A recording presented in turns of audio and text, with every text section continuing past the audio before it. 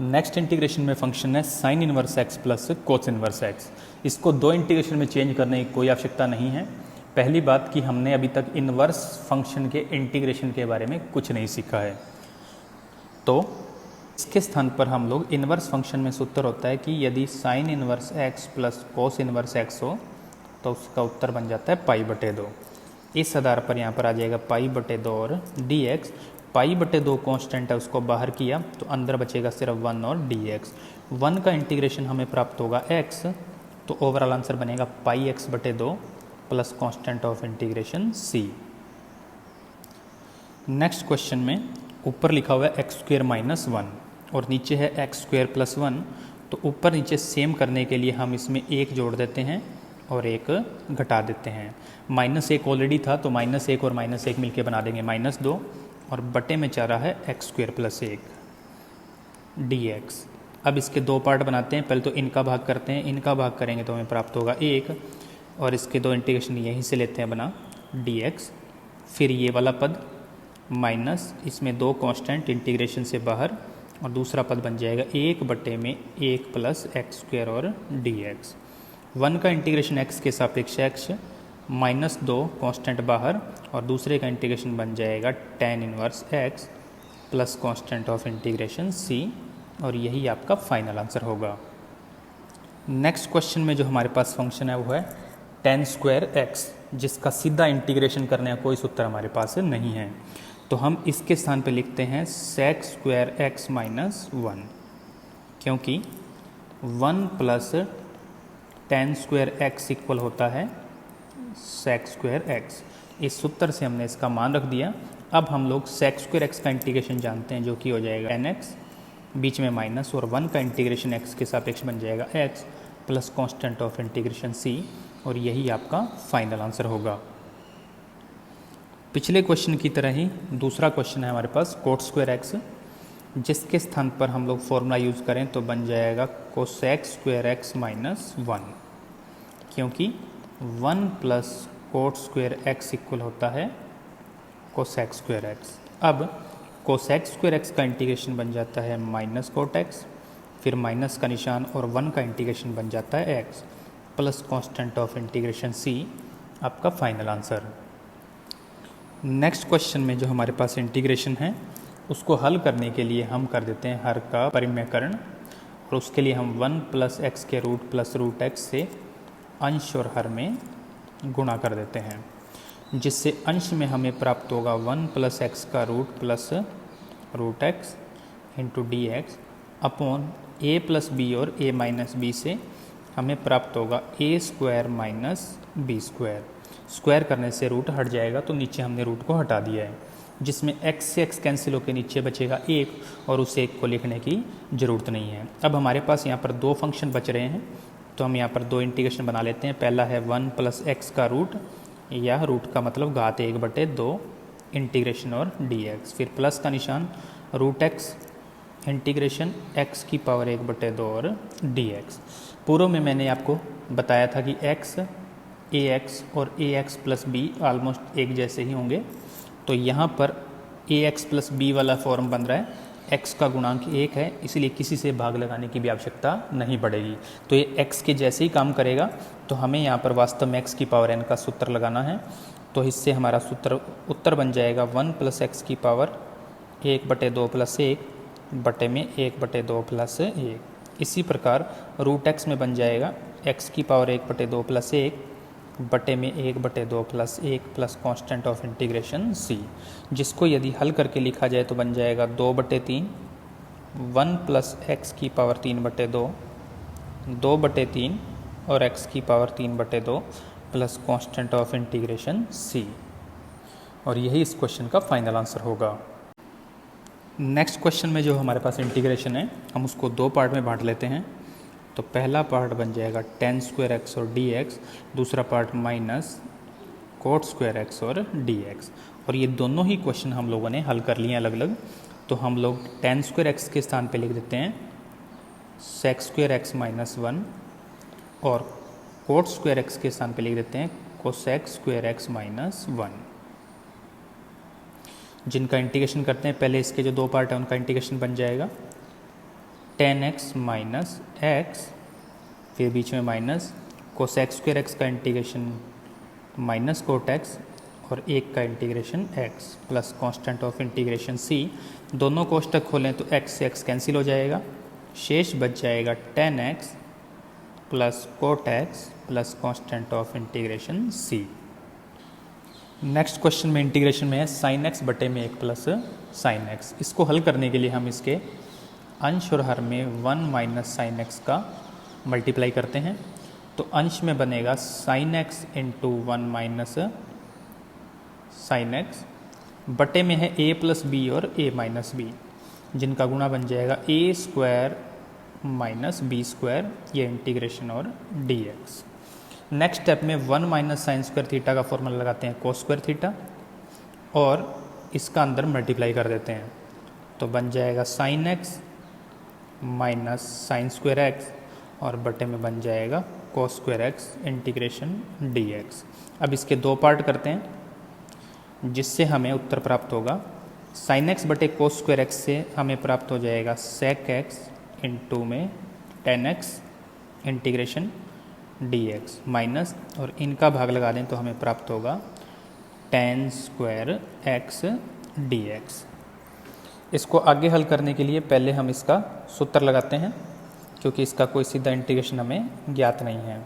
तो पहला तो है sec x into tan x d x minus, दूसरे में हम लिख देंगे टेन स्क्वायर एक्स के स्थान पर सेक स्क्वायर एक्स माइनस 1 और dx। अब एक एक पद का इंटीग्रेशन करते हैं। पहले पद का इंटीग्रेशन आ जाएगा सेक एक्स माइनस का निशान कोष्टक, सेक स्क्वायर एक्स का इंटीग्रेशन बन जाएगा टेन एक्स और 1 का इंटीग्रेशन बन जाएगा x plus constant of integration c। कोष्टक खोल दिया जाए तो बन जाएगा sec x minus tan x plus x plus constant of integration c, जो कि आपका फाइनल आंसर होगा। नेक्स्ट क्वेश्चन के इंटीग्रेशन को सॉल्व करने के लिए हम अंश और हर में 1 प्लस कोस एक्स का गुणा कर लेते हैं, जिससे हमें अंश प्राप्त होगा 1 प्लस कोस एक्स और हर प्राप्त होगा a प्लस बी और a माइनस बी के सूत्र से a square minus b square integration और dx, जिसको आगे हल करें तो बन जाएगा 1 plus cos x upon 1 minus cos square theta के स्थान पर आ जाएगा sign square theta.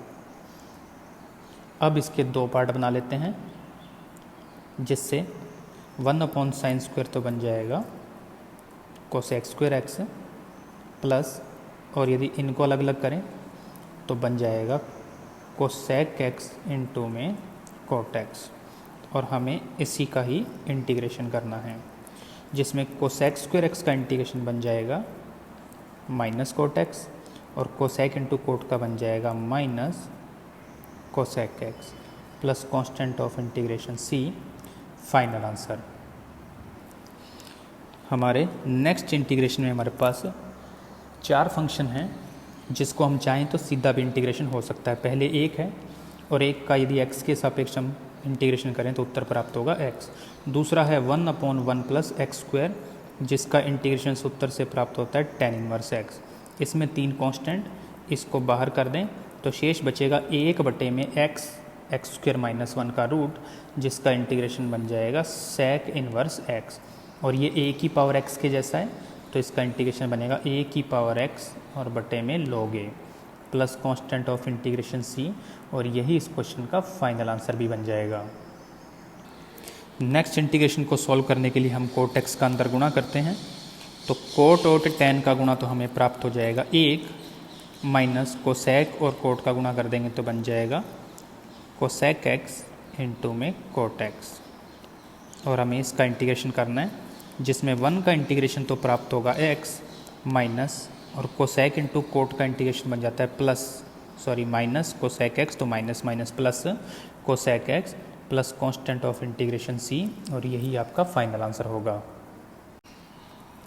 Next question में हम पहले दिया गया जो होल स्क्वायर उसको ओपन कर लेते हैं a प्लस बी के होल स्क्वायर से, तो बन जाएगा a square plus b square plus 2ab, और अब हम इसका आगे इंटीग्रेशन करेंगे, जिससे पहला पद बन जाएगा x, दूसरा पद बन जाएगा 1 बटे x, और तीसरे पद में रूट x से रूट x कैंसिल होकर बचेगा सिर्फ 2। ये इंटीग्रेशन और dx। आप चाहें तो इसको 3 पदों में बांट सकते हैं। पहला है x का इंटीग्रेशन, दूसरा 1/x का इंटीग्रेशन और तीसरे में 2 कांस्टेंट को बाहर रखते हुए सिर्फ 1 का इंटीग्रेशन। x का इंटीग्रेशन x की पावर n से बन जाएगा x²/2। 1/x का इंटीग्रेशन आपको याद होगा कि होता है log x और 2 गुणा में 1 का इंटीग्रेशन बन जाएगा x plus constant of integration c, और यही आपका फाइनल आंसर। नेक्स्ट क्वेश्चन में दिया गया इंटीग्रेशन नाम i दिया। इस पद का मान 1 होगा क्योंकि इसमें इन दोनों की वैल्यू सेम है, तो इसका मतलब हमें यहाँ पर सिर्फ 1 का इंटीग्रेशन करना है, और 1 का इंटीग्रेशन हम जानते हैं x के सापेक्ष करेंगे तो x plus constant of integration c।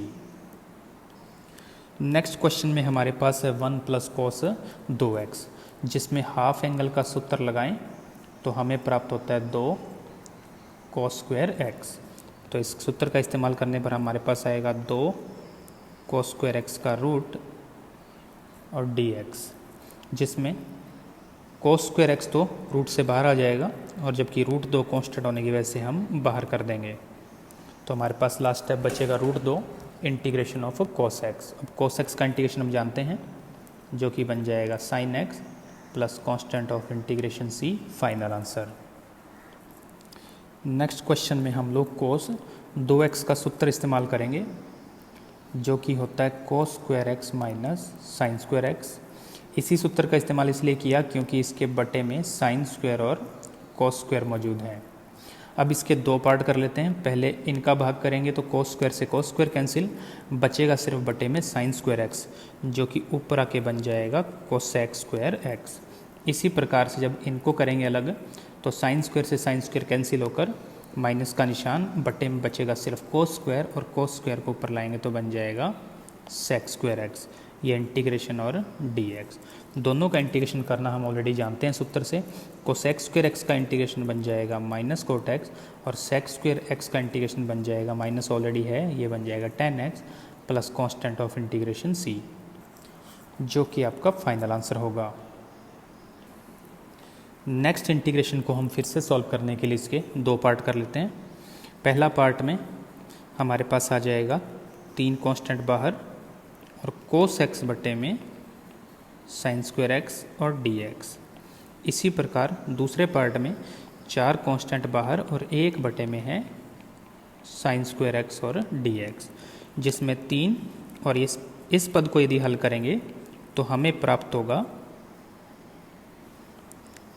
cosec x into में cot x, और दूसरे पद में यदि sin² को ऊपर ले जाएंगे तो बन जाएगा cosec²x, जिनके इंटीग्रेशन हम ऑलरेडी जानते हैं। इसका इंटीग्रेशन बन जाएगा माइनस cosec x और दूसरे पद का इंटीग्रेशन बन जाएगा minus cot x plus constant of integration c। थोड़ा ठीक करके लिखें तो -3 cosec x और -4 cot x plus constant of integration c आपका फाइनल आंसर होगा। तो इस प्रकार आपकी एक्सरसाइज 9.1 पूर्ण होती है। और आपने देखा होगा हमने इस वीडियो में केवल सूत्रों की सहायता से ही समाकलन के प्रश्नों को हल किया है। अब हम अगली प्रश्नावली में ये सीखेंगे कि जो प्रश्न सूत्रों की सहायता से हल ना हो उनमें कौन सी विधि का उपयोग करना चाहिए। तो आज के वीडियो में इतना ही। अगले वीडियो के साथ जल्दी मुलाकात होगी। धन्यवाद।